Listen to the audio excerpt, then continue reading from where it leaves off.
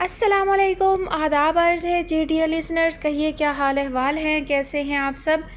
दुआ है, उम्मीद है आप सब खैरियत से होंगे। अल्हम्दुलिल्लाह मैं भी बिल्कुल खैरियत से हूँ।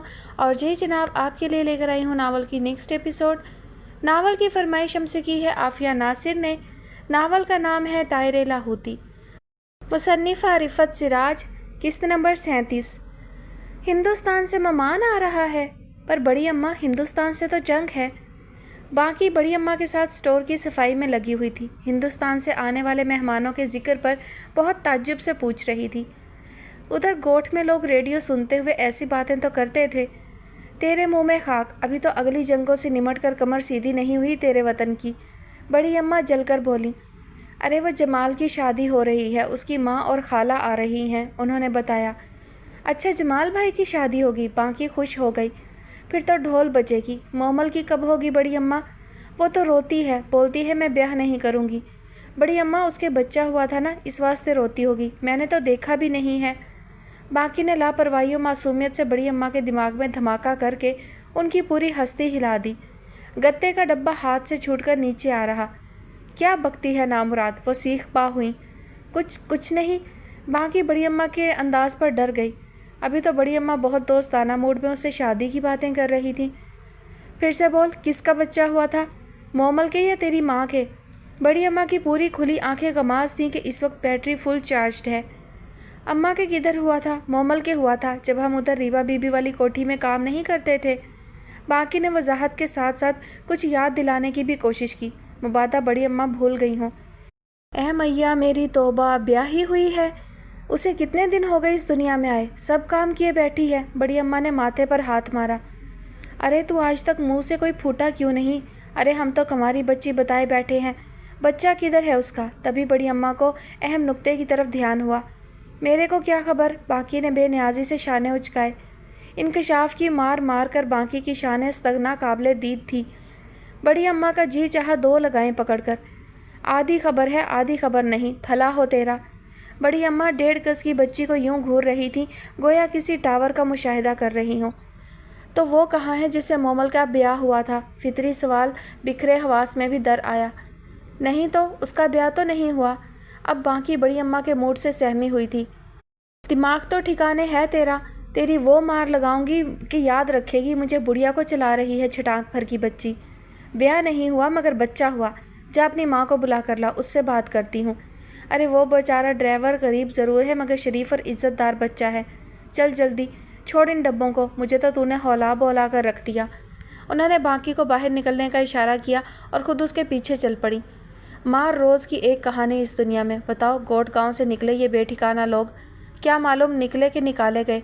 साथ साथ बड़बड़ा भी रही थी।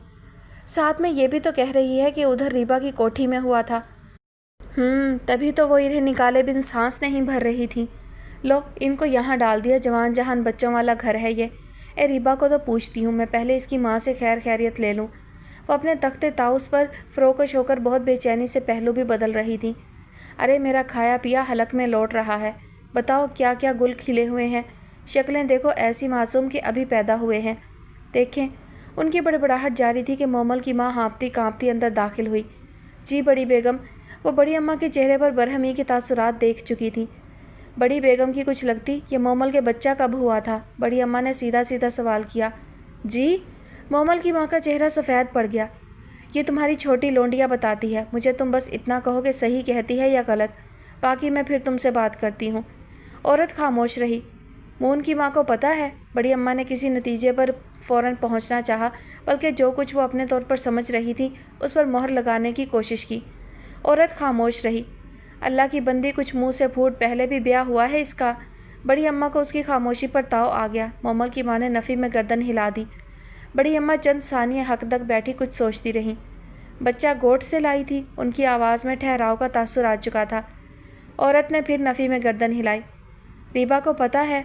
तभी एक ख्याल बड़ी अम्मा के दिमाग में बिजली की तरह कूदा। मोमल की माँ ने असबात में गर्दन हिला दी। बड़ी अम्मा ने सीने पर हाथ रखा। अरे मेरी मैया, उनके मुंह से बेसाख्ता निकला था।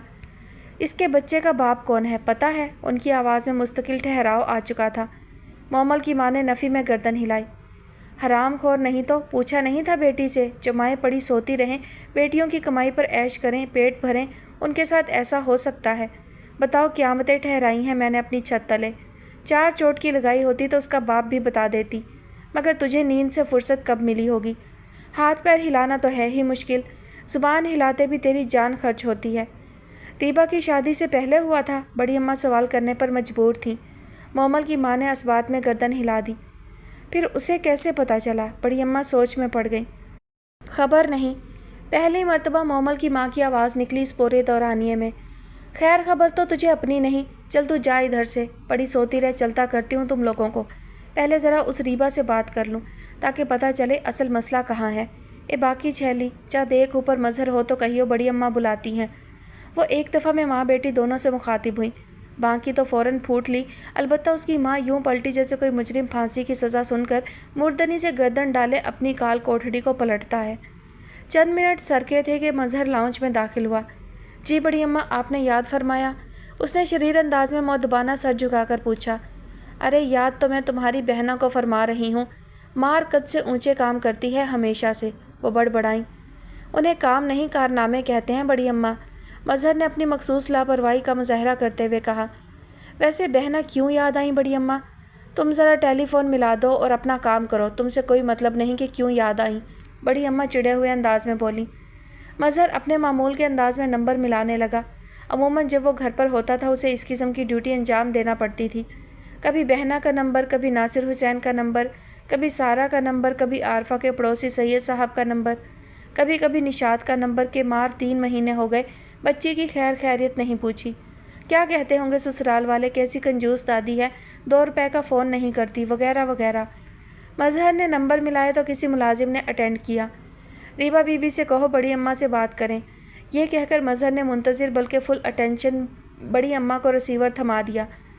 دوپہر کو بھوک کی شدت سے بے حال ہو کر اس نے بٹلر سے ایک سینڈوچ بنوا کر کھا لیا تھا اور تازہ اخبار کے ساتھ ڈھیر اخبار اٹھا کر اوپر کمرے میں چلی آئی تھی۔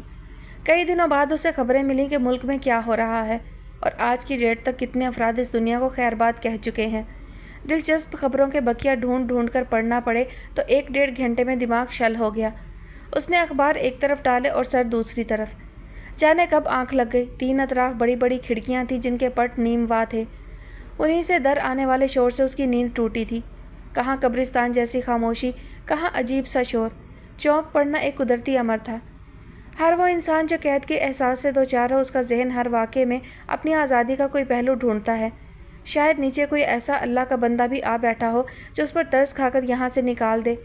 امید بڑی نعمت ہے۔ وہ جیسے دوڑ کر واش روم میں گئی، جلدی جلدی منہ پر چھینٹے مارے، تولیے سے برائے نام منہ پونچھا اور چپل پاؤں میں ڈال دوپٹہ سنبھال بڑی پھرتی سے زینہ طے کر کے نیچے آئی۔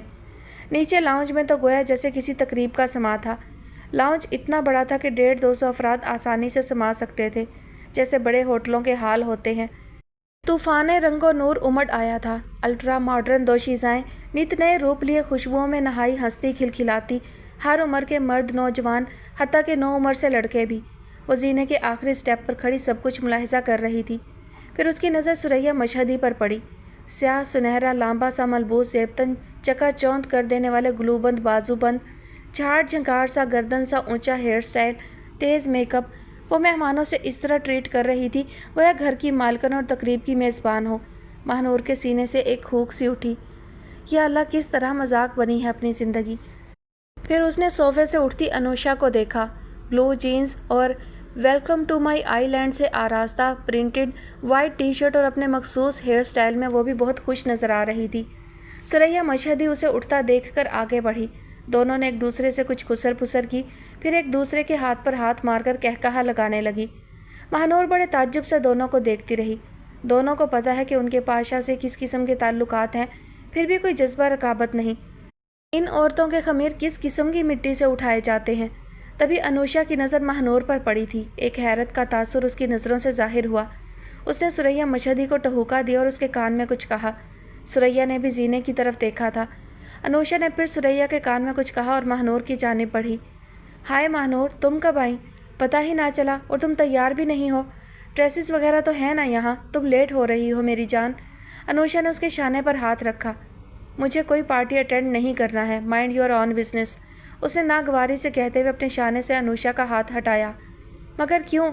यहाँ जितने भी लोग हैं सब तुम्हें जानते हैं कि तुम पाशा की मिसिस हो। वलीमा खाया हुआ है। यहाँ तो पता नहीं हर औरत ही पाशा की मिसिस है। वो भी ना कर बोली। अनुषा ने कहकहा लगाया। कन्फर्म तो तुम ही हो, स्पेशल रिकॉर्ड है तुम्हारे लिए। फिक्र क्यों करती हो माय डियर? अच्छा चलो जल्दी से तैयार हो जाओ, फुल टाइम गुस्सा ठीक नहीं होता। पहले ही इतनी स्लिम हो। पाशा फ़ोन कर रहा था, पता नहीं किधर चला गया। भेजती हूँ उसे, उसकी तो मानोगी। अनुषा का मूड बहुत खुशगवार और दोस्ताना था। भेजना भी नहीं उसे, खामखा यहाँ तमाशा हो जाएगा। प्लीज़ आप लोग पार्टी इंजॉय करें, मुझे यूँ भी इस किस्म की पार्टीज़ पसंद नहीं, उसने बिगड़े हुए अंदाज में कहा। उसी लम्हे पाशा जाने किस कोने से निकल आया। तुम क्या कर रही हो अनुषा? वो तुम्हारा लाडला जफरी तुम्हें ढूंढता फिर रहा है। पाशा ने महानूर को यकसर नज़रअंदाज करके अनुषा का बाजू थामा। ओफो, अभी तो दिमाग खाकर इधर उधर हुआ था, फिर याद आ गई। अनुषा झल्लाई।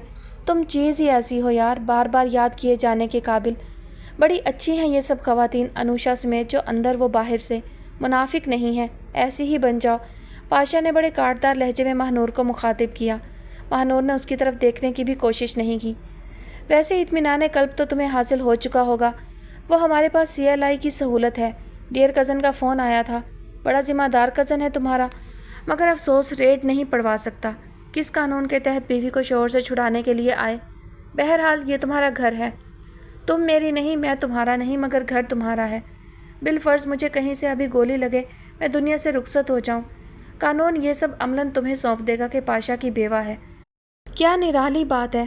बीवी नहीं बन सकी, बेवा मगर ज़रूर बनोगी यार। हमने भी कहाँ इश्क फरमाया, किक्कर ते अंगूर चढ़ाया। अनुषा, वो गीत तो तुमने सुना ही होगा।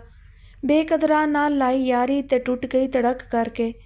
वो अनुषा की कमर में बाजू हमायल करके गुनगुनाता हुआ पलट गया। पाशा, इसे तैयार होने का तो बोलो, अनुषा ने टोका। ये बादशाह लोग हमारी नहीं सुनेंगे। शायद ये डियर कज़न के फ़ोन का इंतज़ार कर रही है। माय गॉड, ये कज़न तो मेरे नर्वस सिस्टम पर हावी हो गया है। लगता है मुझे इससे इश्क हो गया है, पाशा ने कहा और दोनों कहकहा मारकर हंस पड़े। महानूर ने सब कुछ सुना था कहकहे समेत। वो जीना उतरकर डाइनिंग में चली आई। किचन से मुख्तलिफ नौ खुशबुओं का तूफ़ान उमड़ रहा था। उसने इधर उधर देखा, फिर किचन में आ गई। बटलर और कई दूसरे मुलाजिम खाने पीने की अशिया खूबसूरत बर्तनों में सजा रहे थे। बटलर ने निगाह उठाकर महानूर को देखा। Yes madam. कुछ नहीं, आप अपना काम करें। उसने एक प्लेट टेबल से उठाई और उसमें एक सैंडविच रखा और डाइनिंग रूम में आ गई। जहन मुसलसल ख्यालात में उलझा हुआ था। सैंडविच तो जैसे किसी कोने में बैठने का बहाना था। वो यूं ही बेदिली से खाने लगी। खुदा मालूम तकरीब का सिलसिला क्या है, दोपहर तक तो कोई आसार नहीं थे। वो एक लुकमा लेकर यूं बैठ जाती थी गोया किसी प्रोजेक्ट पर गौर कर रही हो। उसी लम्हे बटलर बड़ी उजलत के अंदाज में अंदर दाखिल हुआ और एक अलमारी खोलने लगा। ये किस सिलसिले की पार्टी है मिस्टर बटलर? उसने पूछा। आपको नहीं मालूम मैडम? बटलर ने पलटकर हैरत से उसे देखते हुए पूछा। मिस्टर पाशा कोस्ट गार्ड्स की ज़बरदस्त फायरिंग से बच निकलने में कामयाब हो गए थे, जबकि ऐसा होना बहुत मुश्किल नज़र आता था। ज़बरदस्त रेड हुई थी, वो भी बच गए और उनका जहाज़ भी। इस खुशी में उनके दोस्तों ने ट्रीट मांगी थी। बटलर ने मौदबाना सर झुकाकर जवाब दिया और प्लेटों का ढेर थामकर उसके कुछ बोलने का इंतज़ार किया और उसकी खामोशी पर दोबारा किचन का रुख किया। उफ़, शैतानी कामयाबियाँ, फिर फतह का जश्न। उसने कोई अज़ियत अपने अंदर उतरती महसूस की। इस दुनिया के बेशुमार उन मुसलमानों की तरह सोचा जिन्होंने अपनी दानिश्त में तकवा की कोशिश करते हुए ज़िंदगी गुजारी, कबायर और ख़बाइस से घिनो कराहियत के साथ अपने नमाज रोज़े और इफ़्फ़त की निगरानी की। इसके बावजूद दुख व आराम के पहाड़ों में तीशे चलाना पड़े। इन खिलाफ वर्जों के पास नुसरत व मुसरत के एहसास, और हम झक्की कितने बड़े अहमक दिखाई देते हैं इन लोगों के सामने। बज़ाहिर तो सब कुछ उन्हीं के पास है। उसके सीने से आतिशफिशां फटने से पहले वाला धुआं निकलने लगा। वो काफ़ी देर खड़ी सोचती रही, अपने करदा और ना करदा गुनाहों पर गौर करती रही, खुद से सवाल करती रही। जब कुछ समझ में ना आया तो वो दोबारा बाहर आ गई। जश्न पूरे अरूज पर था, मेहमानों की तादाद में इजाफा हो चुका था। वो फिर बुत बनी सबको देखने लगी। जाने किस ध्यान में गुम थी, तभी चौंक पड़ी। एक अधेड़ उम्र मर्द उसके पहलू में खड़ा था। यार पाशा, ये हसीना कौन है, बल्कि हुस्ने सादा कौन है? उस मर्द ने दूर ही से पाशा से सवाल किया। भाभी है यार, आपकी पाशा की जोरू, सबकी भाभी। वहाँ से ऊट पटांग जवाब बिगड़े मुहावरे के साथ आया। यार ये कैसी भाभी है, बगैर डायमंड रूबी के? سوال کرنے والے کے انداز سے ظاہر تھا کہ ہوش و حواس میں نہیں ہے۔ ارے یہ خود بڑی ڈائمنڈ کٹ ہے، چنگاریاں نکلتی ہیں اس میں سے اصلی ہیرے والی۔ ذرا دور ہٹ کے بات کرو، پاشا نے جواب دیا۔ ارے میرا تو دل چاہ رہا ہے اس کے ساتھ فوٹو کھنچوانے کو۔ کہاں ہے وہ تمہارا فوٹوگرافر؟ ادھیڑ عمر مرد اپنے کھچڑی بالوں کے ساتھ اس کے مزید قریب ہو گیا۔ عجیب سی بو اور خوشبو نے ماہنور کے اعصاب پر قبضہ جما لیا۔ اسے باپ کی عمر کے آدمی کا چھچھورا پن جیسے مشتعل کر گیا۔ اس نے لمحے بھر میں زاویہ بدلا اور ایک سناٹے کا تھپڑ اس کے منہ پر رسید کیا۔ تھپڑ اتنا بھرپور تھا کہ دھیمی دھیمی ابھرتی موسیقی اور لوگوں کی بے ترتیب آوازوں کے درمیان بھی واضح آواز تھی۔ یکلخت خاموشی چھا گئی تھی۔ سب کے سر آواز کی طرف گھوم گئے تھے۔ تبھی ثریا مشہدی تیر کی طرح ماہنور کی طرف بڑھی، جو خود بھی سناٹے میں کھڑی تھی۔ یہ کیا حرکت ہے ماہنور؟ تمہیں پتہ ہے یہ کون ہے؟ وہ آف موڈ میں پوچھ رہی تھی۔ چڑیل ہو تم اور میری ساس بھی، اور یہ یقیناً تمہارا سسر ہے، ماہنور نے حواسوں میں آ کر غضبناک انداز میں ثریا کو جواب دیا۔ شٹ اپ، ثریا نے خاصی آہستہ آواز میں کہا، جبکہ غصے سے اس کا چہرہ لال بھبوکا ہو رہا تھا۔ پاشا نے تمہیں سر پر بٹھایا ہوا ہے نا، مگر وہ تمہیں زمین پر بھی پٹک سکتا ہے۔ اتنا پراؤڈ ہونے کی ضرورت نہیں۔ اگر ہم اسے چانس نہ دیں تو وہ تمہیں پوچھے بھی نہیں۔ ثریا نے نخوت بھرے انداز میں ماہنور کو دیکھتے ہوئے کہا۔ مت دیا کرو چانس، سر پر رکھ کر ناچو اس پاشا کو۔ بے حیا بازاری عورتیں پتہ نہیں ناز کس بات پر کرتی ہیں، اکڑ کس خوبی پر ہے۔ بکاؤ عورت، عورت کے نام پر دھبا۔ مرنا نہیں ہے تم نے، یا کوئی امرت پی کر امر ہو گئی ہو؟ پتہ نہیں منحوس سفید کفن میں کیسی لگیں گی۔ ماہنور پر گویا دیوانگی غالب آ چکی تھی۔ دیکھ رہے ہو پاشا کتنی انسلٹ ہو رہی ہے میری اور تمہارے مہمانوں کی، ثریا بالآخر چلائی۔ انسلٹ؟ ہاں، جن کی کوئی عزت ہو انسلٹ بھی انہی کی ہو سکتی ہے۔ علی بابا 40 چور کا ٹولہ، ابھی ریڈ پڑ جائے آرمی کی تو بالوں سے کھینچ کر لے جائے ان عزت داروں کو۔ پاشا اسے سنبھالو ورنہ، ثریا نے چلا کر پاشا کو مخاطب کیا۔ ورنہ؟ ماہنور نے تمسخرانہ ثریا کی طرف دیکھا۔ تمہارے پاس تو دھمکی بھی نہیں ہوگی کلاش عورت، ورنہ کیا تم پاشا کی محفل سے چلی جاؤ گی؟ ورنہ کیا تم پاشا کی زندگی سے نکل جاؤ گی؟ ورنہ کیا تم اس کی دولت پر تھوک دو گی؟ ہائے مگر تم تو دولت کے بغیر مر جاؤ گی۔ کتنی بیچاری سی عورت ہو تم۔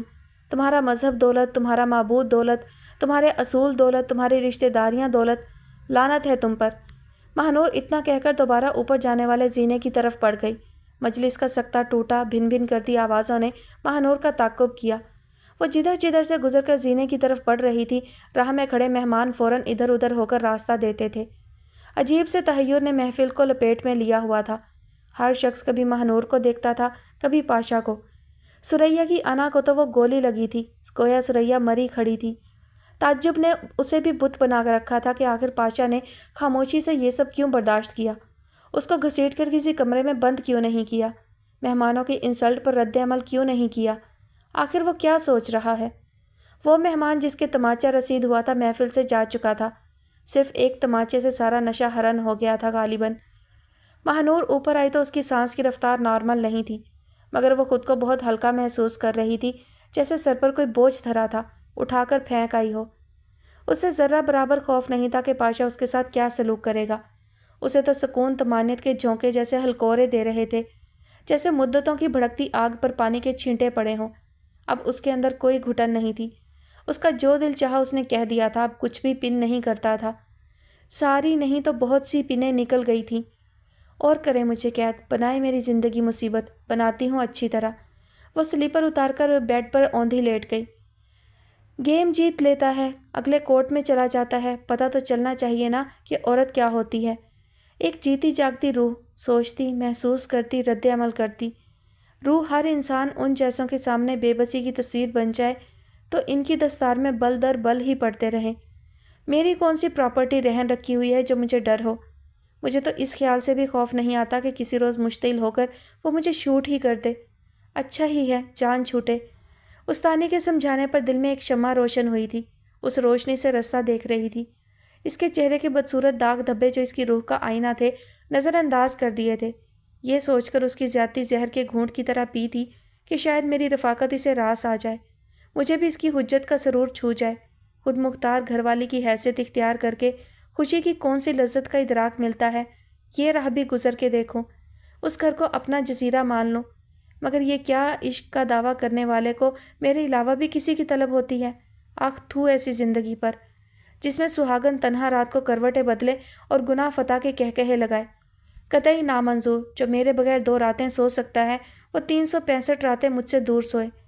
میں محبت نفس کو جدا کرتی ہوں، اجسام کی قربت کو محبت کی انتہا سمجھتی ہوں۔ بغیر یقین محبت کے جسمانی قربت میرے لیے صرف وحشت ہے۔ میں اپنے اس خیال میں مستقل ہوں، کسی قیمت پر سمجھوتا نہیں کر سکتی۔ ہرگز اسے اجازت نہیں دوں گی کہ وہ ایک کھلونے کی طرح استعمال کرے۔ محبت پر سے اعتماد اٹھ گیا ہے، عشق پر یقین نہیں رہا۔ اس نے عشق کے جھانسے میں مجھے رسوا کیا ہے، آخری سانس تک مار کا ہوگا۔ بات محض اسے پن چبھونے کی حد تک تھی۔ میں مظاہر بھائی سے غلط قسم کی توقع نہیں رکھتی، البتہ انہیں اپنا ہمدرد سمجھنے پر بھی اس لیے مجبور ہوئی کہ ان کے علاوہ مجھے کوئی اپنوں میں دکھائی نہیں دیا۔ مجھے خوشی ہے کہ میرا ڈیئر کزن پاشا کی روح کا ناسور بن رہا ہے۔ میں بہت مطمئن محسوس کرتی ہوں۔ شکر ہے کھیلنے کے لیے میرے پاس بھی کارڈ ہے۔ ہاں بھائی، ارادے کیا ہیں تمہارے؟ پاشا کی غضبناک آواز نے خیالات کی یلغار سے اسے باہر نکالا۔ وہ چونک کر سیدھی ہو گئی۔ جو بھی ہوں، آپ کو بتانا ضروری ہے؟ اس نے بڑی بے نیازی سے پوچھا۔ یہ کیا حرکت کی تھی تم نے؟ بھری محفل میں ایک معزز شخص کو تھپڑ رسید کر دیا۔ آخر اس نے کیا ہی کیا تھا جو تم آؤٹ آف کنٹرول ہو گئیں؟ پاشا غصیلی نظروں سے اسے دیکھتے ہوئے پوچھ رہا تھا۔ جو کچھ اس نے کیا وہ ہمارے ہاں بےہودگی کی آخری حد سمجھی جاتی ہے۔ پتہ نہیں آپ کے ہاں اسٹینڈرڈ کی بےہودگی کسے سمجھا جاتا ہے؟ مہنور کا لہجہ سلگانے والا تھا۔ پھر بھی گھر آئے کی کوئی عزت ہوتی ہے، پاشا نے بے بسی سے دانت پیس کر کہا۔ انٹرپول پولیس کے مطلوب اور معزز، میں اس سے زیادہ بھی کر سکتی ہوں۔ آپ بتائیے، آپ زیادہ سے زیادہ کیا کر سکتے ہیں؟ مہنور کا انداز ہنوز تھا، مطمئن، بے خوف اور تمسخرانہ۔ دل چاہتا ہے، پاشا کچھ کہتے کہتے رکا۔ اتنی نازک سی جان ہے تمہاری، سمجھ میں نہیں آتا میں اتنا کچھ برداشت کیسے کر لیتا ہوں۔ وہ واقعی بے بسی سے کہہ رہا تھا، بے بسی بھی تھی اور پیچ و تاب بھی۔ مجھ پر احسان عظیم کرنے کے لیے کون کہہ رہا ہے؟ جو دل چاہتا ہو کر ڈالیے، کوئی روکتا ہے؟ وہ اسی طرح اطمینان سے بولی۔ تم کس کی شہ پر اتنی مضبوط ہو رہی ہو؟ وہ کاٹتی ہوئی نظر سے اسے تولنے لگا۔ کاش کسی کی شہ حاصل ہوتی تو آج ملک دشمن عناصر کے ہاتھوں کھلونا بنی ہوتی۔ اسی بات پر تو کسی شریف سے دشمنی چل نکلی ہے۔ حساب کتاب تو ان غمخواروں سے بھی کرنا ہے، مگر پہلے یہ فائل تو مکمل کر لوں۔ وہ چھت کی سمت گھورتے ہوئے کچھ سوچتے ہوئے کہہ رہی تھی۔ یہ تم ہو مہنور؟ وہ جس کی بولتے ہوئے آواز کانپتی تھی، نظر نہیں اٹھتی تھی، گرفتار فاختہ جیسی، سہمی ہوئی چڑیا جیسی۔ پاشا اس وقت مکمل ہوش و حواس میں بہت حیرت سے پوچھ رہا تھا۔ بلی بہت امن پسند جانور ہے، مگر کسی وقت میں وہ بھی پنجے نکال کر گرراتی ہے۔ لعنت ہے اس انسان پر جس پر زیادتی کی حدیں ٹوٹ رہی ہوں اور وہ خاموش بیٹھا رہے۔ بہت بڑا ظالم، خود پر ظلم کرنے والا اور مظلوموں جیسی شکل بنانے والا۔ میرا رد عمل اس عمل کے ساتھ ہے جو میرے ساتھ روا ہے مسٹر پاشا۔ آپ دنیا کے کسی بھی خطے سے کسی مہنور کو مٹھی میں دبوچیں گے تو اسی طرح ری ایکٹ ہوگا۔ کوئی انسان بلا وجہ ذلت کی حد سے گزار دیا جائے اور احساس ذلت اس پر حاوی ہو جائے تو وہ ہر خوف سے فارغ ہو جاتا ہے۔ ڈریے اس وقت سے کہ کسی روز میں آپ کی کار سے پیٹرول نکال کر اس محل میں چھڑک کر ماچس کی تیلی دکھا دوں۔ آپ زنبور سے میرے ناخن کھنچوائیں، زبان حلق سے کھینچیں، آنکھیں پھوڑ دیں، کوئی تکلیف ذلت کی اس تکلیف سے زیادہ نہیں میرے لیے جس نے معاشرے میں بھرپور عزت و احترام کا ذائقہ چکھا ہے۔ چاہیے یہاں سے میرا دماغ ویسے ہی خراب ہو رہا ہے۔ ہر زیادتی کی تلافی تو کی ہے، تمہارے ساتھ نکاح کیا ہے، اس نکاح کا اعلان کیا ہے، صرف تمہیں اپنی بیوی منوایا ہے، تمہیں گھر دے کر گھر میں پورا اختیار دیا ہے، ہیرے جواہرات، روپیہ، ڈالر سب کچھ دیا ہے۔ کسی روز میرا بچہ بھی تمہاری گود میں آ جائے گا۔ ایک مرد اس سے زیادہ اپنی بیوی کو کیا دے گا؟ تم جو اتنا زور دکھا رہی ہو اس قانونی اور شرعی حیثیت پر دکھا رہی ہو جو میں نے تمہیں دی ہے، پھر بھی تمہارا دماغ ٹھکانے نہیں۔ پاشا بہت سنبھل کر بات کر رہا تھا، بلا کا زیرک انسان تھا، اندازہ لگا سکتا تھا کہ اس سے فی الحال کس طرح ڈیل کرنا ہے۔ اگر واقعی مجھ سے عشق ہوا تھا تو طبیعت نے کیسے گوارا کیا کہ میرا حق بازاری عورتوں پر لٹایا جائے؟ میں اغوا ہوئی، بہت بڑی رسوائی تھی، مگر میں اپنی نظر میں سرخرو تھی کہ اس میں میری نیت یا ارادے یا کسی بھول چوک کا عمل دخل نہیں تھا۔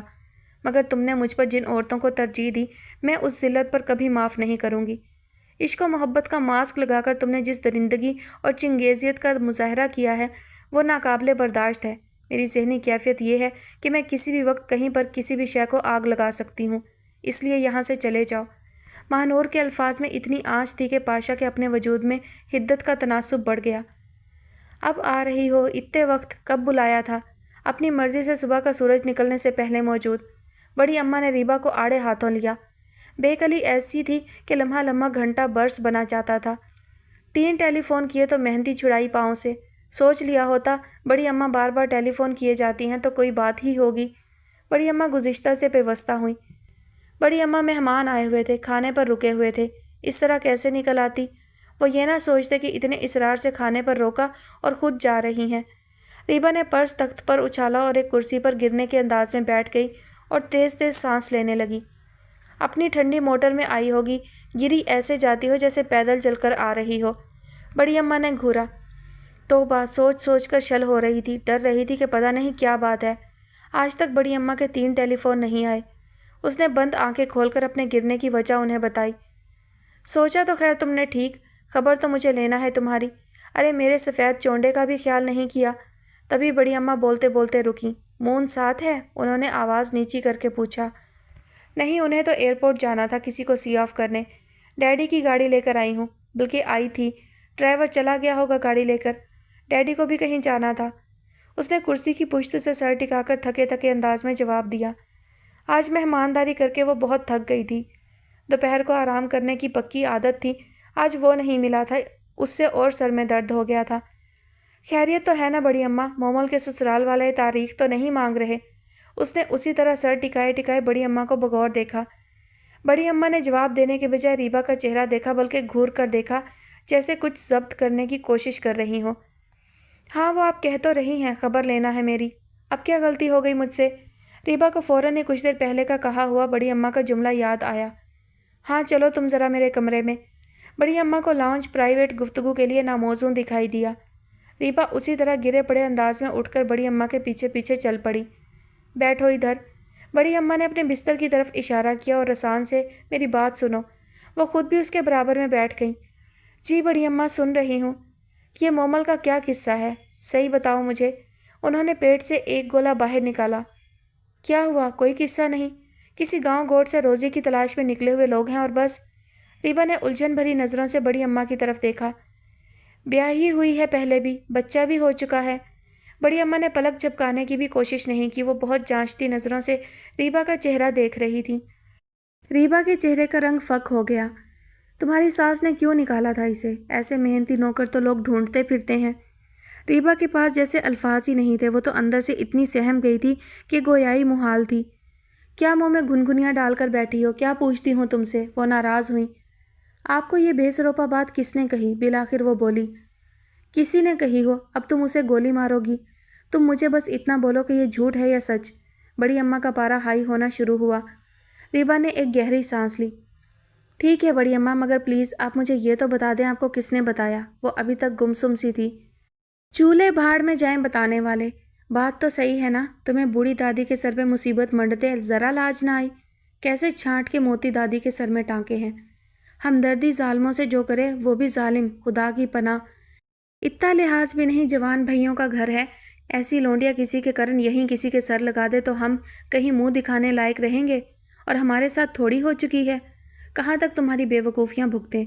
تمہاری ساس نے سر سے بلا اتار پھینکی، تم نے ہمارے سر ڈال دی۔ جتنی عمر ہے اس حساب سے کام کرو۔ کانچ پہ پاؤں رکھ کے عمر گزارتے ہیں، تلووں سے لہو ٹپکتا ہے تو تجربے کی عمر میں لالی آتی ہے۔ کرسی پر بیٹھ کر انسان تجربہ کار نہیں ہو جاتا۔ اب تم آ گئی ہو تو اپنے منہ سے ان کو یہاں سے جانے کو بولو بس۔ مجھے نہ کچھ اور کہنا ہے نہ سننا ہے۔ بڑی اماں نے 2 ٹوک بات کی اور خاموش ہو گئی۔ ریبا کچھ دیر خاموشی سے بیٹھی رہی، ہتھیلیاں مسلتی رہی جیسے کچھ سوچ رہی ہو۔ تھوڑی دیر بعد اس نے کھنکار کر گلا صاف کیا۔ بڑی اماں یہ لوگ غریب ضرور ہیں مگر غلط نہیں ہیں۔ مومل کا اس میں کوئی قصور نہیں، اس کے ساتھ زیادتی کی گئی۔ ہاں تم پاس بیٹھی تھی اس وقت۔ بڑی اماں نے جل کر اس کی بات کاٹی۔ بڑی اماں ساری حقیقت کا مجھے پتہ ہے، اگر یہ لڑکی غلط ہوتی تو سب سے پہلے میں اس سے نفرت کرتی۔ ریبا نے بہت سکون سے جواب دیا۔ اس کی صورت پر لکھا ہے کہ اس کا کوئی قصور نہیں؟ بڑی اماں نے آگ بگولا ہو کر پوچھا۔ مجھے اصل حقیقت پتہ ہے نا بڑی اماں، تبھی تو کہہ رہی ہوں۔ ریبا نے اسی طرح سکون سے جواب دیا۔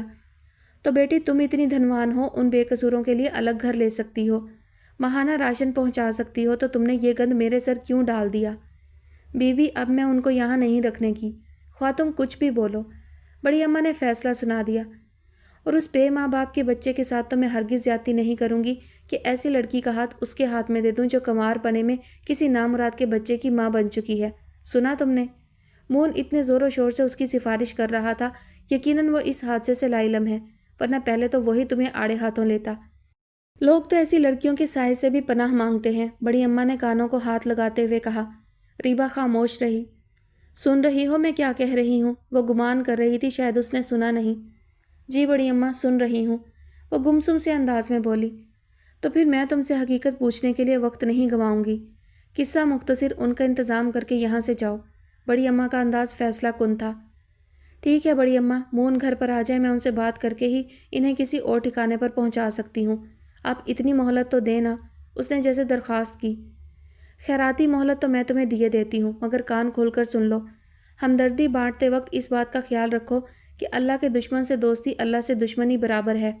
اسے اپنے پاؤں پر کلہاڑی مارنا بھی کہتے ہیں۔ مانو میرے تو ابھی تک اوسان نہیں لوٹے۔ حد ہو گئی، بتاؤ کیا بچی ہے اور کیا کرتوت۔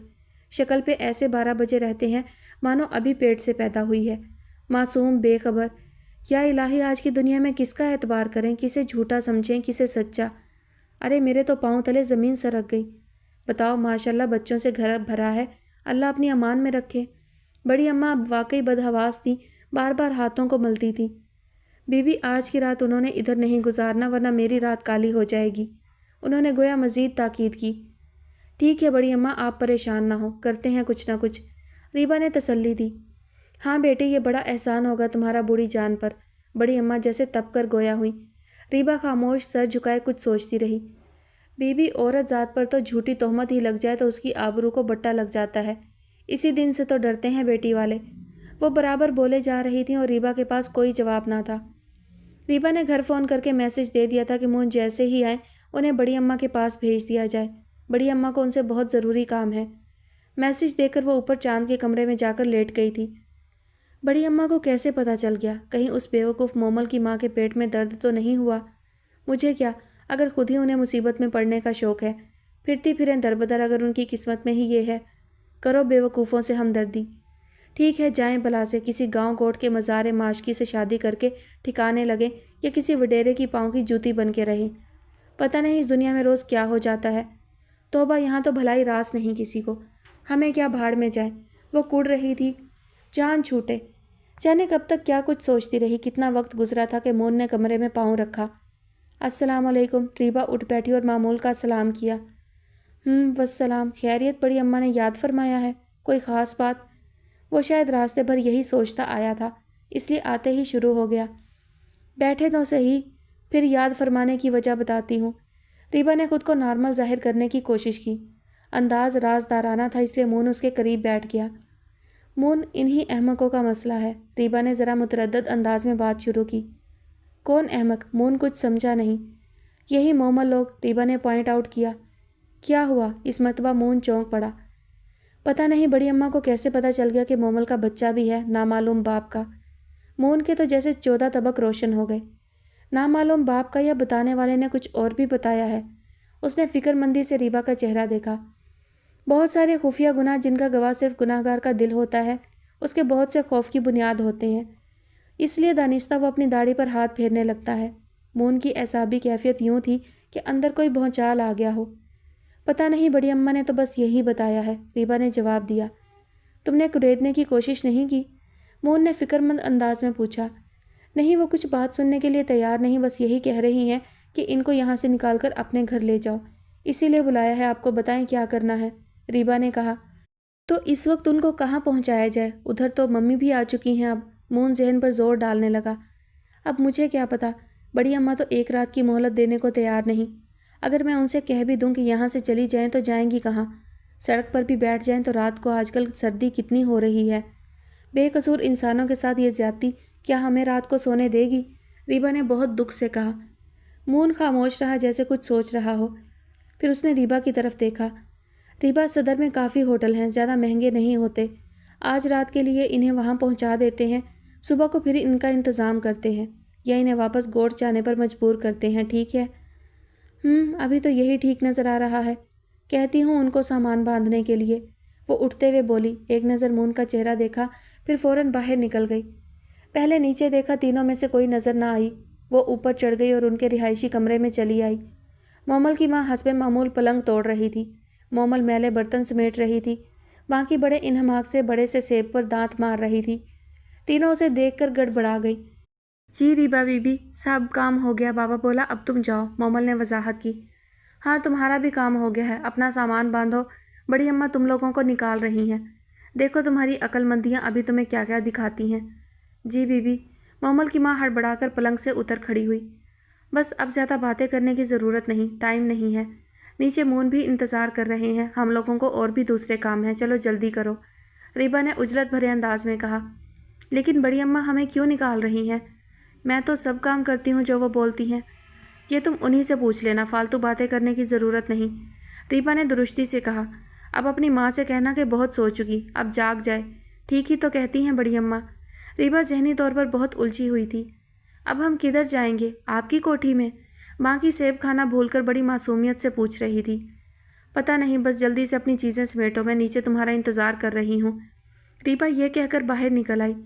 नीचे आई तो देखा बड़ी अम्मा मून से बड़े राजदाराना अंदाज में मसरूफ़ गुफ्तगू थी। रीबा को देखकर खामोश हो गई। कह दिया? उन्होंने पूछा। जी, बांध रही हैं अपना सामान, रीबा ने सुते हुए चेहरे के साथ जवाब दिया। ये कुछ कपड़े लत्ते हैं और ये कुछ रुपया दे देना उनको। कुछ पुराने बर्तन भी बांधे होंगे बाबा ने, वो भी कहना उठा ले। स्वेटर भी हैं इन कपड़ों में, कहना पहन लें, सर्दी के दिन है। और बीबी तुम मुझे माफ़ कर देना, हम दर्दियों में तुम्हारा साथ ना दे पाई। सांप का डसा रस्सी से भी डरता है, बस इतनी सी बात है। कोई बात नहीं बड़ी अम्मा, मैं तो बल्कि आपसे शर्मिंदा हूँ कि मेरी वजह से आपको नाहक जहमत उठाना पड़ी, मून ने दर हकीकत खिफ़त भरे अंदाज में कहा। अरे नहीं मेरे बच्चे, इसमें तुम्हारी क्या भूल। मेरा बच्चा जीता रहे, दूधों नहाए पूतों फले, इतना सादा मिजाज नेक बच्चा, अल्लाह नजरे बद से बचाए। बड़ा नेक जोड़ बना है मेरी बच्ची का, जाने कौन सी नेकी काम आई है। बड़ी अम्मा ने मून का सर अपने शाने से टिकाकर बहुत प्यार किया। मून को महसूस हो रहा था बड़ी अम्मा काजी के मनसब पर बैठी उसे रजम की सज़ा सुना रही हैं। अल्फाज थे कि चट्टानी पत्थर। जरी का काम तो काला पड़ जाता है, कपड़ा बहुत अच्छा है इसलिए दबके और मोती का काम करवाया। देखो अच्छा नहीं लग रहा? बड़ी अम्मा ने पैरेट ग्रीन सूट आरफा के सामने फैलाते हुए कहा। बहुत अच्छा लग रहा है अम्मा, दुपट्टा भी बहुत भारी है, बहुत महंगा बना होगा, आरफा ने दुपट्टा फैलाकर देखते हुए कहा। हटाओ, महंगे सस्ते से तुम्हें क्या, दुआ करो अल्लाह पहनना नसीब करे। और ये देखो, इस पर सिर्फ मोती लगवाए हैं, फिरोज़ी रंग पर लाल मोती कितने अच्छे लग रहे हैं। बड़ी अम्मा ने सूटकेस से एक और सूट निकाला। बहुत खूबसूरत लग रहा है अम्मा, बहुत अच्छी पसंद है आपकी। आरफा बहुत खुश होकर सूट हाथ में लिया और तफसील से नज़र दौड़ाई। रीबा कह रही है निकाह के लिए पशवाज बनवा लें, बाद में भी पहनी जाती है, गरारे शरारे तो बस रखे रह जाते हैं। वलीमे के लिए साड़ी का कह रही है, अब तुम जो बोलो। बड़ी अम्मा एक और सूट निकालते हुए पूछने लगी। ठीक है अम्मा, लड़कियों को आजकल के फैशन का ज़्यादा पता होता है, आरफा ने माँ के हाथ से अगला सूट लेकर देखते हुए कहा। तुम्हारी तरफ से 17 रखे हैं, निकाह वलीमे का तो जमाल की तरफ से बनेगा ही। तुम्हारी भावज भी हिंदुस्तान से कुछ कपड़े ला रही हैं, कहो तो 2-4 और कर दें, बड़ी अम्मा ने पूछा। बहुत हैं अम्मा, बाद में भी लड़कियां बनाती हैं, मियाँ के साथ शौक में बाजार जाती हैं। क्यों? आरफा ने जवाब दिया। इसी दौरान किसी ने दरवाजे पर दस्तक दी। 1 मिनट अम्मा, अभी आती हूँ, देखती हूँ कौन है। आरफा दस्तक की आवाज़ पर उठ खड़ी हुई। बड़ी अम्मा ने कोई जवाब ना दिया, सूटकेस टटोलने में लगी रही। थोड़ी देर बाद आरफा वापस आ गई। अम्मा, मजहर का फ़ोन है, सैयद साहब के यहाँ, होल्ड किए हुए है, जल्दी आ जाएं, वो दरवाजे में खड़ी कह रही थी। मार चैन नहीं लड़के को, बैठे बैठे हाथों में खुजली होती है, बहुत फालतू पैसा आ रहा है, वापस नहीं पहुँचूंगी क्या? बड़ी अम्मा को दिलपसंद मसरूफियत में मुदाखलत सख्त नागवार गुजरी। बड़बड़ाती हुई अपनी जगह से उठी। शमसा आते हैं हम सैयद साहब के यहाँ से फ़ोन सुनकर। आरफा ने शमसा को मुखातिब किया जो बाथरूम में कपड़े खंगालने में मुनहमिक थी, और दोनों सैयद साहब के यहाँ चली आईं। सैयद साहब की बेगम ने मुस्कुराकर खुशामदीद कहा और बड़ी अम्मा को फ़ोन की तरफ मतवज्जा करके बोली, पहले आप फ़ोन सुन लें, काफ़ी देर से आपका पोता होल्ड किए हुए है। हाँ, दूध पीता है बड़ी अम्मा का, घर से निकले कितनी देर हो गई मुझे। वो रिसीवर उठाते हुए बड़बड़ाई। हेलो, वालेकुम अस्सलाम। भैयों के तेल के कुएं हैं बेटा, खूब रुपया फूंको, बड़ी अम्मा लताड़ने लगी। हाँ हाँ सुन रही हूँ, कान से लगा है मुआ चूंगा, क्या नाक से लगाऊं? वो फिर खफा हुई। चाबियाँ, आए हाय, मेरे कमरे की अलमारी के ऊपर देख लें। उधर से मज़हर ने जाने क्या कहा, बड़ी अम्मा सब गुस्सा भूल गई। ہاں خیر میں نے ہی کہا تھا گیٹ میں اندر سے تالا ڈال دینا، وہیں گھر میں ہی دیکھو، یہ تو مجھے دھیان نہیں کہ ساتھ لائی ہوں، جہاں سے تالا اٹھایا تھا وہاں دیکھو۔ دیکھ لیا؟ ارے میں تو یہاں بیٹھی کیا بتاؤں، وہ جھلائیں۔ خبردار دیواریں پھلانگنے کی ضرورت نہیں، چوروں کو رستہ دکھاؤ، چین سے گھر میں نہیں بیٹھا جاتا۔ ہوائی جہاز پکڑنا ہے جو وقت نکلا جا رہا ہے، تالا توڑنے کی بھی کوئی ضرورت نہیں، چائنا کا تالا ہے، 150 سے کم کا نہیں آتا، چابیاں دیکھو وہیں ہوں گی۔ یہ کہہ کر انہوں نے ریسیور رکھ دیا۔ مار گھر سے نکلنا عذاب ہے، سب کچھ ہو جاتا ہے پیچھے۔ بڑی اماں سید صاحب کی بیگم کی طرف متوجہ ہوئیں جو بڑی اماں کے دلچسپ انداز گفتگو پر مسکرا رہی تھی۔ آئیے بیٹھیے، ہر گھر کے دسیوں مسئلے، کسی بہانے صحیح آج آپ ہمارے ہاں آئیں تو صحیح۔ ارے بیٹا مجھے تو بہانے بھی گھر سے نکلنے نہیں دیتے، گھر میں کوئی عورت ذات نہیں میرے علاوہ، ایک بہو وہ بھی امریکہ میں، دوسری کا انتظام ہے پر ابھی اللہ کا حکم نہیں۔ مار اللہ رکھے لونڈے دن دناتے پھرتے ہیں اتنے بڑے گھر میں۔ بڑی اماں صوفے پر بیٹھتے ہوئے بولی، ماشاء اللہ لڑکوں کے گھر میں تو واقعی بہت کام ہوتا ہے، لڑکیاں ہوتی ہیں تو ہاتھ پٹاتی ہیں۔ سید صاحب کی بیگم عارفہ کے پہلو میں بیٹھ گئی۔ ہاں بیٹی، دور کے ڈھول سہانے، دور بیٹھے ایسا ہی لگتا ہے جن کی شادی کے ہمیں چاو چڑھتے ہیں وہ جنے کیا حساب کتاب بنائے بیٹھے ہیں۔ بس بیٹی اب کیا بتاؤں تمہیں، میرے اختیار میں ہو تو مہینے میں سب کی باراتیں کر دوں۔ بڑی اماں نے سرد آہ بھری۔ دیکھو عید کے چاند اپنے ایک پوتے کی تاریخ لینے جاؤں گی، دعا کرو بخیر و خوبی معاملہ طے ہو جائے۔ آمین۔ سید صاحب کی بیگم نے بڑے خلوص سے آمین کہا۔ رمضان میں کھانے پینے کی بابت پوچھنا تو نامناسب لگتا ہے، لہٰذا یہ کہہ سکتی ہوں کہ آج آپ عارفہ کے ہاں ہیں تو افطار ہمارے گھر کر لیں، میری تو مدت بعد آپ سے ملاقات ہوئی ہے۔ سید صاحب کی بیگم نے بڑی اماں کا ہاتھ تھام کر کہا، جیتی رہو بیٹی، سدا سہاگر رہو۔ بات یہ ہے کہ افطار تو میں ادھر بچوں کے ساتھ ہی کروں گی، ابھی تم نے سنا نہیں وہاں تو قید پڑ گئی ہے، چابیاں گم ہو گئی ہیں، شام تلک خدا معلوم کیا کیا ہوگا۔ میرا پوتا 4:30 بجے دفتر سے نکل مجھے لینے آ جائے گا، اللہ خوش رکھے۔ عارفہ کو ہمسائے اچھے ملے ہیں۔ ان کے بولنے کے دوران ہی کال بیل بج اٹھی۔ دیکھنا بیٹے گیٹ پر، سید صاحب کی بیگم نے اپنی بیٹی کو مخاطب کیا جو نظر کے سامنے نہیں تھی۔ زکوٰۃ فطرہ لینے آیا ہوگا کوئی، رمضان شروع ہوتے ہی بس یہ سلسلہ صبح شام کا ہے۔ سید صاحب کی بیگم نے عارفہ کی طرف دیکھ کر کہا اور گیٹ کی طرف کان لگا دیے۔ کچھ نہ سمجھ میں آنے والی آوازیں ابھری۔ کون ہے بیٹی؟ آپ خود دیکھ لیجئے، بہت دنوں بعد کوئی مہمان آتا ہے۔ سید صاحب کی بیٹی کی آواز میں مسکراہٹ کا تاثر تھا اور فوراً ہی مہمان بھی لاؤنج میں آ چکا تھا۔ ارے میری پیاری بہن، سید صاحب کی بیگم والہانہ انداز میں اپنی جگہ سے اٹھیں۔ سامنے سیاہ کشیدہ کاری سے مرصع چادر اوڑھے قمر النساء تھیں۔ وہ جس طرح مسکرا کر اندر داخل ہوئی تھیں اب اس کیفیت میں نہیں تھیں۔ عارفہ کو دیکھ کر جیسے پاؤں من بھر کے ہو گئے تھے۔ انہوں نے بہت آہستہ سے حاضرین کو سلام کیا تھا۔ عارفہ اپنی جگہ گمسم سی بیٹھ رہی تھی، تبھی سید صاحب کی بیگم بھی صورتحال کی خصوصیت کا اندازہ لگا چکی تھی۔ وہ بھی چند لمحوں کے لیے الجھ سی گئیں، جیسے سمجھ میں نہ آیا ہو کہ اس وقت سے کیسے نمٹا جائے۔ بہت دنوں بعد صورت دکھائی آپ نے، کیا شہر سے باہر گئی ہوئی تھیں؟ بالآخر مناسب جملہ سوچ گیا۔ نہیں تھی تو اسی شہر میں، بس کچھ اپنے مسئلے مسائل میں الجھی ہوئی تھی۔ وہ ٹیلی فون ڈیڈ ہو گیا، بہت ضروری فون کرنا تھا، یوں تو پڑوس سے بھی کر لیتی، سوچا اس بہانے آپ سے بھی ملاقات ہو جائے گی۔ قمر النساء یوں بول رہی تھیں جیسے الفاظ حلق میں پھنس رہے ہوں۔ بہت مبارک ٹیلی فون ہے ہمارا، بچھڑے ہوں کو ملاتا ہے۔ سید صاحب کی بیگم مسکرائیں، جواب میں کوئی مسکراہٹ نہ ابھری۔ اور سنائیں بچیاں اپنے گھروں میں خوش ہیں؟ سید صاحب کی بیگم نے قمر النساء سے پوچھا۔ شکر ہے مالک کا، آپ بھی دعا کیا کریں۔ قمر النساء نے کلمہ تشکر کے ساتھ جواب دیا اور ایک نظر عارفہ کے چہرے پر ڈالی۔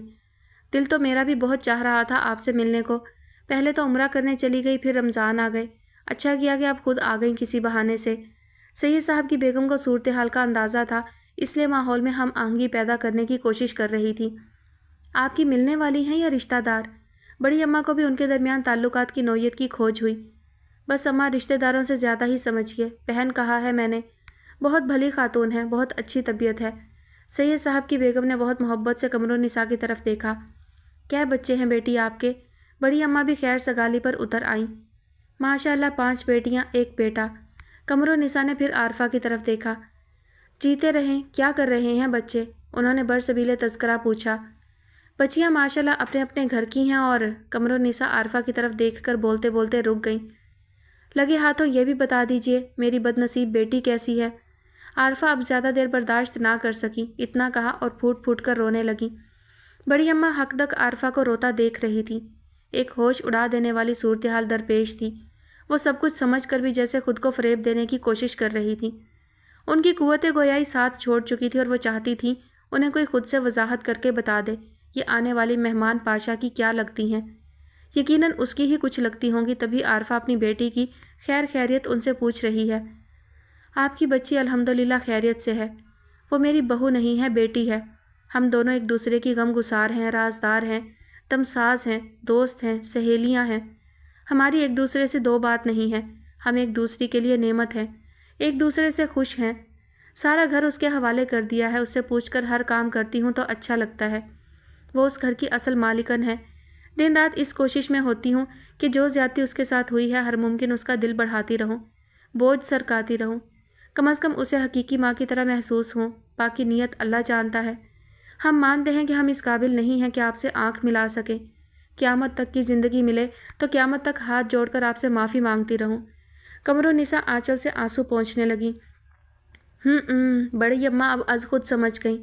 ठीक बोली बीबी, औलाद ना खल्फ हो तो माएँ कसूरवार गर्दानी चाहती हैं, मगर कोई माँ भी ना खल्फ औलाद नहीं चाहती। चलो यह सुनकर दिल ठंडा हुआ कि बच्ची को अल्लाह ने माँ समेत सब कुछ दिया है। मुलाकात अच्छी हुई, कम अज़ कम मेरी बच्ची को तसल्ली हुई कि उसकी बेटी कसम पुरसी के हाल में नहीं। लगे हाथों यह भी बता दो कि आपका नाखल्फ बेटा बच्ची के साथ कैसा है। बड़ी अम्मा उस वक्त सब कुछ भूल भाल चुकी थी। घर बंद, ताला, अफ्तारी, खाने, बच्चे, गुमशुदा चाबियाँ, रगों में एक हशर बरपा था। कमरुन्निसा से ज़रा नज़र ना हटाती थी। कमरुन्निसा यकलख्त चुप सी हो गईं, जैसे उलझन में पड़ गई हों कि उस ज़ईफ़ खातून को क्या जवाब देना चाहिए जिससे वो परेशान या मुस्तरिब ना हो। आरफा बड़ी गहरी नज़रों से कमरुन्निसा का चेहरा पढ़ रही थी। कमरुन्निसा के चेहरे से उन्होंने अंदाज़ा लगा लिया था कि वो खालिस जवाब नहीं देंगी। अच्छा है, जो शुगल शौक़ हैं वो अपनी जगह हैं, वह खफीफ से अंदाज में कहने लगी। बुरा ना माने तो मैं भी कुछ अर्ज़ करूं। सैयद साहब की बेगम ने झिझकते हुए इजाज़त चाही। वो सब उनकी तरफ मतवज्जा हो गईं। अपनी जान जोखम करके उसे लेकर गया है। सारे काम भूलकर उसके पीछे पड़ा था। कैसे कदर ना करता होगा, सोचने की बात है। कमरुन्निसा की झुकी नज़रें ना उठी। आरफा को भी जैसे इस नुक्ते से तमानियत हुई।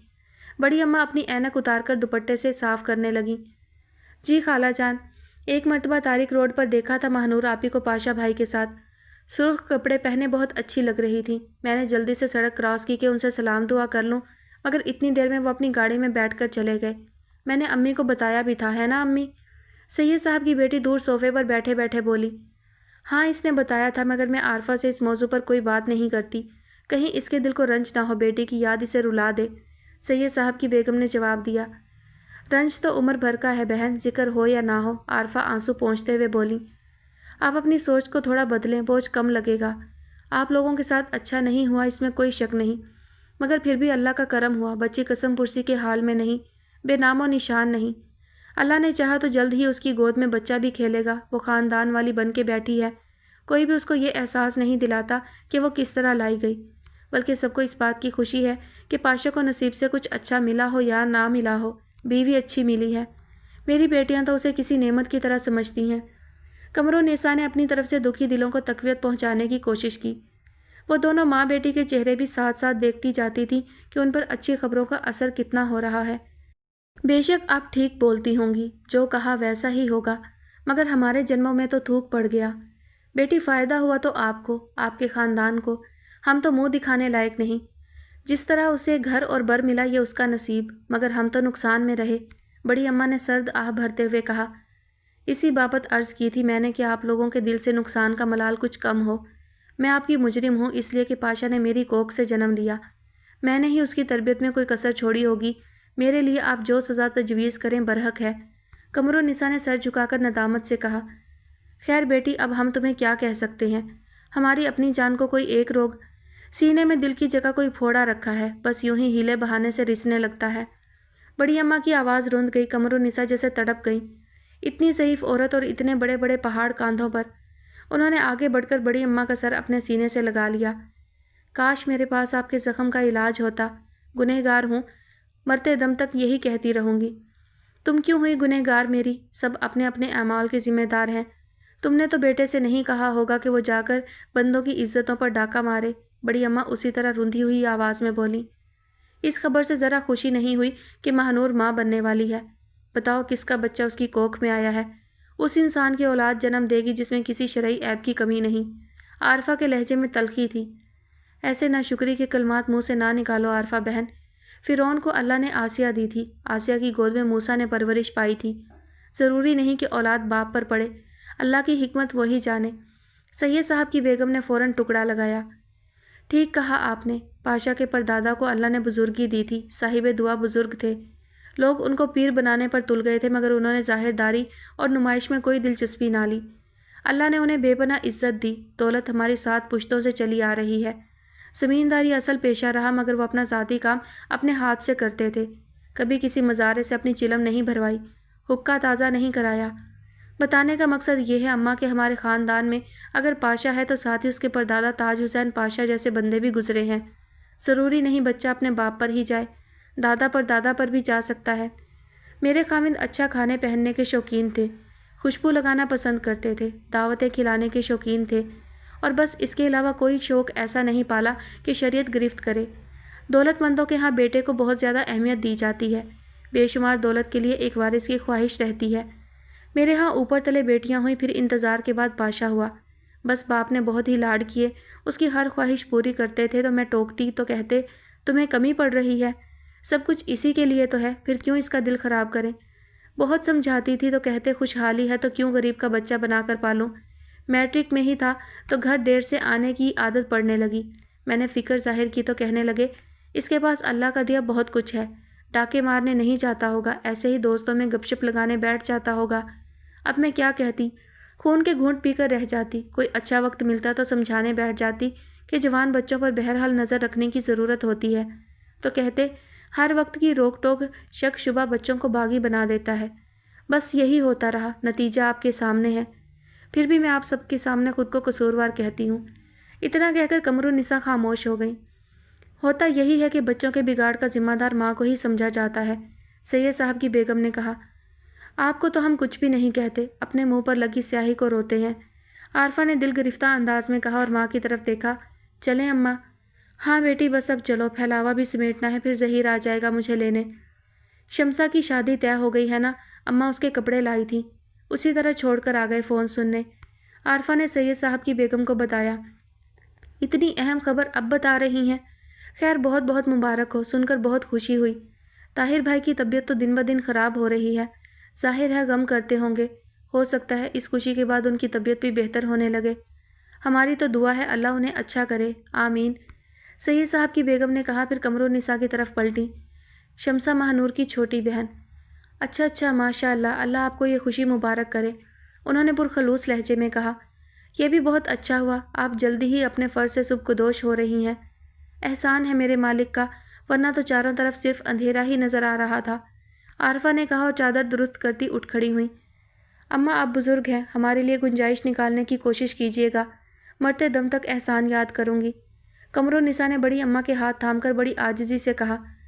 جیتی رہو بیٹی، کنبے خاندان والی ہوں، ان کے منہ دیکھ کر پاؤں اٹھانا ہوتے ہیں، بہرحال دعا کرتی رہو، بڑی اماں نے قمرالنساء کے سر پر ہاتھ رکھ کر کہا، اور قمرالنساء کو یہ بھی بہت لگا۔ گھٹن میں تھوڑی سی آزادی کا احساس وجود میں در آیا۔